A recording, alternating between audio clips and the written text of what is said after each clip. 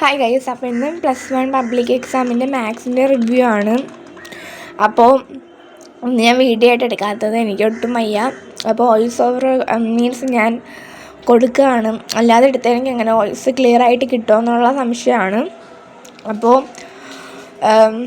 ഒന്നാമത്തെ ക്വസ്റ്റ്യൻ നോക്കുകയാണെങ്കിൽ എളുപ്പമായിരുന്നു, കുഴപ്പമില്ലായിരുന്നു, അത്യാവശ്യം എഴുതാൻ പറ്റുന്ന ഒരു ക്വസ്റ്റ്യൻ ആയിരുന്നു.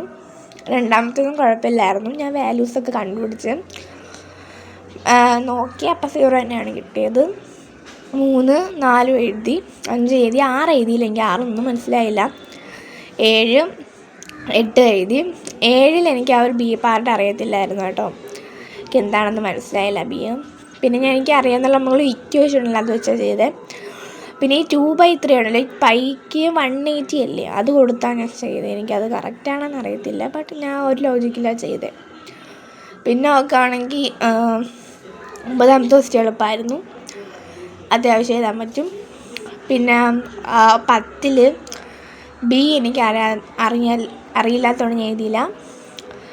11 എഴുതി, അതെളുപ്പമായിരുന്നു, 11 എളുപ്പമായിരുന്നു. 12 എഴുതി. 13 ഞാൻ എഴുതി. 13 ഞാൻ ലാസ്റ്റായിട്ട് എഴുതി, എനിക്ക് ഫസ്റ്റ് വായിച്ചപ്പോൾ കട്ടിയിട്ടുണ്ടായിരുന്നില്ല. 14 എളുപ്പമായിരുന്നു.